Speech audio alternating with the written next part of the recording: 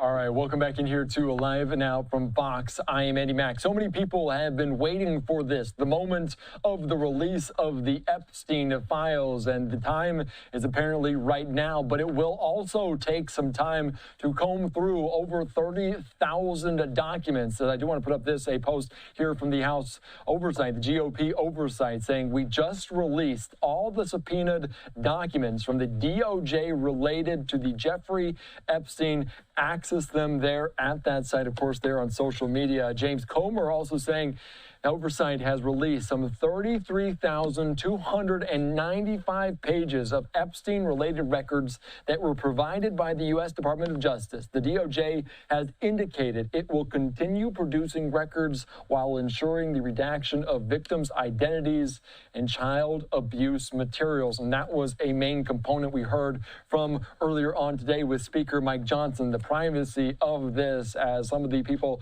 that were speaking behind closed doors on Capitol Hill today dated back to when they were some 14 years old. And of course, this bipartisan pressure to release the files related to the federal investigation into Epstein, a convicted sex offender who died in jail in 2019. Several accusers of Epstein and his partner, Gislaine Maxwell, who is serving 20 years in prison for sex trafficking, on Capitol Hill on Tuesday. They met privately with the House Speaker and leadership there.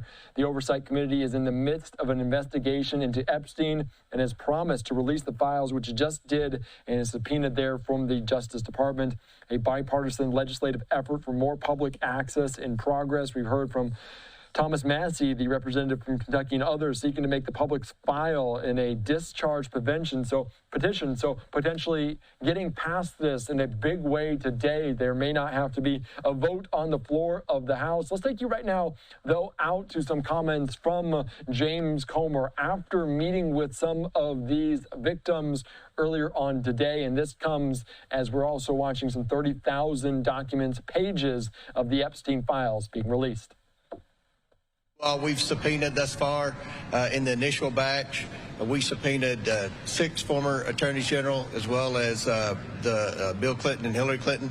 We've expanded that to Alex Acosta. Acosta's coming in, I believe, September the 19th, 16th or 19th. We've got that date down. I know that we'll have a lot of questions for him with respect to an earlier Epstein prosecution that he was involved in when he was U.S. attorney. We have the documents, the initial batch that had been sent by the White House.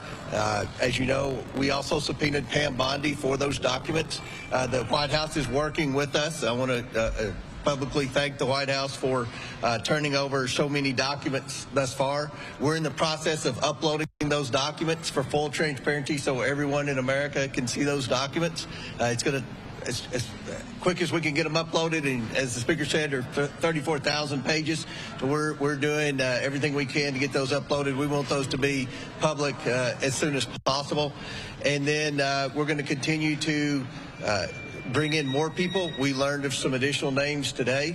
We're going to do everything we can to give the American public the transparency they seek, as well as provide accountability in memory of the victims who have already passed away, as well as those that were in the room and many others who haven't come forward. So we're sincere about this. This was a 2.5-hour discussion. It was as bipartisan as anything I've seen in the 9 years I've been here.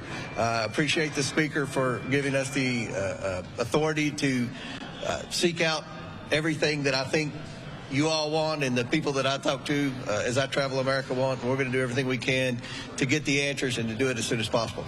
I yield back. Question or two, Manu? Go ahead. The President has repeatedly referred to this as the Epstein hoax. You just sort of talked to these victims. Is it a hoax?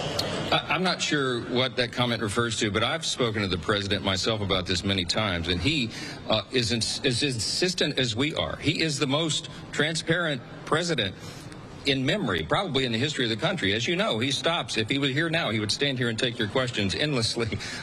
That's his mindset, and he wants the American people to have information so they can draw their own conclusions. I've talked with him about this very subject myself, so I can tell you that is his heart. Now, he also, just as we do, is insistent that we protect the innocent victims, and that's what this has been about.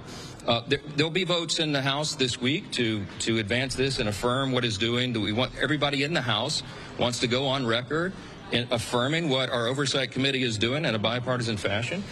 There's a discharge petition that is pending, and the reason that I was not comfortable with that and still am not comfortable with the discharge petition is because it was inartfully drafted. It does not adequately protect the innocent victims, and that is a critical component of this. So the work is being done. The Department of Justice and the administration are in full compliance with every congressional subpoena. In fact, they're moving it quickly. And so the American people are owed this information, and the expectation is it will come out soon. So. What exactly in the Massey and Connor discharge petition doesn't protect survivors? Yeah, look, it was inartfully drafted, okay? They cite, for example, a code article that is supposedly to protect child sex acts, okay? These are legal term of arts, but they cite the wrong U.S. code provision, so it doesn't actually have any force of law. They don't actually have adequate protections for whistleblowers. We want to encourage whistleblowers in an investigation like this, and there are standards and practices and procedures that are used in federal prosecutions and investigations and here in Congress that are not adequately stated in the discharge petition. I think the petition itself is effectively a moot point now because all of this is happening. What the House Oversight Committee is doing, what they are actually gathering, is everything that was requested in the discharge petition, plus even more.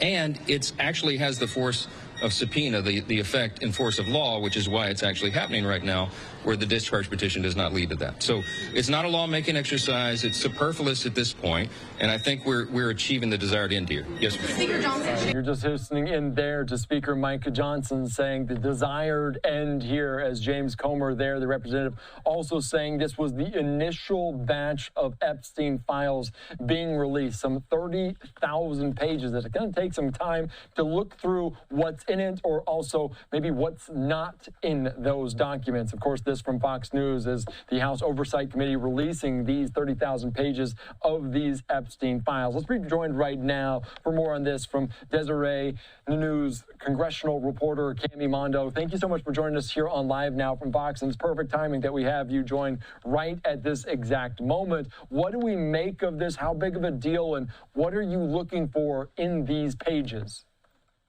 Right. I think I speak for a lot of people that these pages kind of came out a little bit sooner than we anticipated. We do know that the DOJ had handed over these files previously, but I don't think we expected it to be so quickly that they could go through all of these pages and obviously redact the information they said that they were going to. But I also don't think anyone expected that they would drop in the middle of debate in the House Rules Committee, where they're talking right now about whether to vote on releasing these. And you mentioned just kind of the privacy nature of this, because some of the victims, their personal information, some of their personal stories will be told in this. How much of that, how much will be blacked out in these documents potentially? Right, and that's kind of the question where I think they had a little bit of disagreement on how much would be blacked out. You know, Thomas Massie through this whole process has, said he would want to keep, the names of victims out of these files. But it seems like, they also wanted to make sure they went through hours of video footage, which they did publish some of that today. But they wanted to make sure that none of that video footage had anything sensitive as well. And so, all the footage and all the files had just dropped, so I haven't had time to look at all of them. They did upload them like page by page, so there's a lot of content to go through, and I think that's what you're going to be seeing for the next few days. Yeah, and obviously everyone's going to be looking through it kind of piecemeal, and we're going to have to kind of paint the picture by number almost as it comes out, as people read some of these. I do want to ask you, because you mentioned the Rules Committee going on right now. This is a live vantage point inside of that right now at this point. And there was some controversy, some contradictions, some conversation about what a vote would look like if a vote would even happen. Is a vote moot at this point? Will they still move forward with it? Right, and so kind of the confusion there is that, the Thomas Massie discharge petition that he filed today, that is not what they're talking about in the Rules Committee. The Rules Committee is actually trying to decide on whether to vote on a different resolution that was posed by GOP leadership. And what that resolution says is that the House Oversight Committee can just continue with its investigation. As we saw right now, like you said, they released what they think is the first batch of information.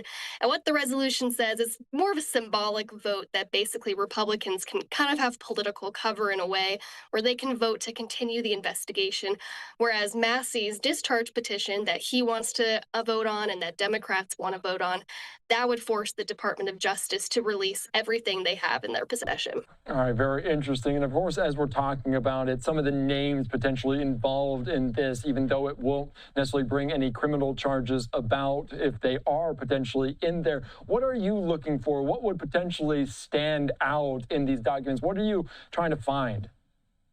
I think what a lot of people are going to be parsing through, and, like I said, they are scanned individually pages, so I think it's going to take a lot of time, but I think people are going to be looking for big names. I think Democrats are really going to home in on whether, President Trump or other prominent Republicans are in there. Republicans, on the other hand, are probably going to be looking for any Biden family members, any Clinton family members. And so it's going to be very interesting to see who exactly, if anybody, could be in here that we didn't know about before or who hasn't been charged. Yeah, and obviously when we're talking about the Epstein files, I don't think everyone is ever going to be fully satisfied with this. Is this just the initial? This is not the end of the story. Can you speak to that? For sure. And so, like you said, I don't think this will be the end of it. As Thomas Massey filed his discharge petition, he was saying today that even though they are releasing the files, which they just did, he still thinks that's not enough. He kind of expressed concerns that the files that the DOJ is giving is not the full story. He kind of compared it to an AG Bondi, kind of gave out those binders to those influencers and they held them up. But then when they were released online, people kind of realized that a lot of those files were already made public. Yeah. And so he kind of seemed to think that what we got today, what we're going to be looking through, is information we already have, and that there's other information that the DOJ is withholding. All right, at least a step toward transparency, and we'll be kind of going through theirs here at LiveNOW as well. Cami, I do want to ask you, because we're coming back from an August recess and the Epstein files, this is going to be a main point of conversation, but also we're going to be talking about plenty over the next several weeks, months, including a government shutdown. Again, a live look there outside at the Capitol Dome here on this Tuesday, and the shutdown potentially could be happening at the end of the month, but we know these deadlines really sneak up on people. How concerning? What are the sticking points that we need to get resolved on Capitol Hill to avoid that? Right. So we are in that annual time crunch. And so they're really only going to be in session for about 3 full weeks because they have a week off in the month of September. But what we're looking at right now is that the appropriations process, almost by design, has to be bipartisan. They're going to need Democrats in the Senate to support whatever spending deal it is to avoid a shutdown.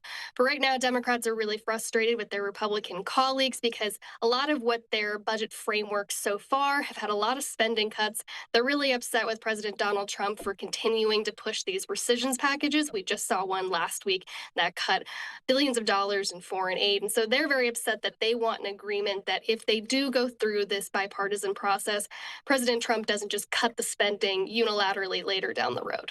And I want to ask you, just kind of circle back to Epstein, does the clarity on the release of this initial batch, does that clear up at least part of potentially politics or strategy on the Democrats' side, that this has already been released, that won't hold up a budget? Part of that is a little bit interesting. I think Democrats are going to want to go through what those files are. I think this week you'll see really clearly what that messaging is going to look like. Whether they have been using the Epstein situation as, an argument that Republicans haven't been so transparent. They've used that same argument with budget and spending cuts. And so you could see a little bit of that intertwining this week. But I think that there's so much information they still have to swallow. We'll see how that messaging really plays out. All right. It's going to be interesting to see what comes of that.